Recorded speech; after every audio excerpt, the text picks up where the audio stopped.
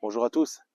Alors aujourd'hui, on est sur le CAS de quartier à la Ravine-Malheur et le problème, c'est que c'est un CAS qui est fermé. Parce qu'avant, venez avec moi, je vais vous montrer. Avant, il y avait des animateurs qui étaient là en continu et qui assuraient l'animation dans le CAS de quartier. Mais ce qui se passe, c'est que depuis quelques années, on a relégué la gestion de ces cases de quartier-là au tissu associatif. Alors oui, c'est bien, les associations ont besoin d'un case pour leurs activités. Il faut donner aux associations des créneaux dans les cases de quartier pour mettre de l'animation dans les quartiers. Mais en même temps, ces associations-là sont sur des créneaux bien spécifiques, notamment le soir. Mais en journée, on n'a pas cette activité-là.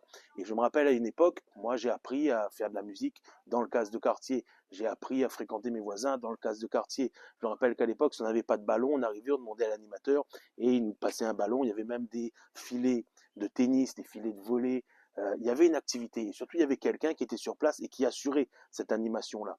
Et il organisait même des tours de l'île, des fois. Je me rappelle qu'il y avait des, euh, des baby-foot, il y avait même un billard à une époque. Tout ça pour vous dire que les cases de quartier doivent être réanimées.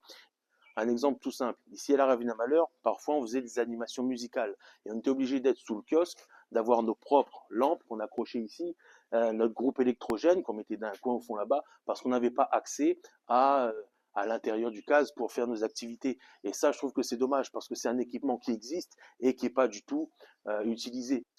Donc là, c'est le cas à la Ravine-à-Malheur, mais c'est la même chose à Dodane, à Sainte-Thérèse, à Zac-Saint-Laurent, au cœur de ville.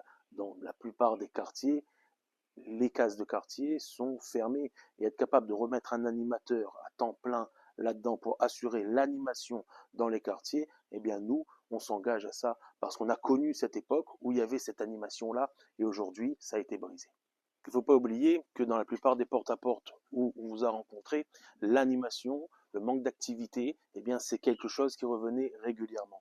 Et c'est pour cette raison qu'on pense que dans les quartiers en périphérie de la ville, c'est important de réouvrir les cases de quartier pour remettre l'animation au cœur de la politique de la ville.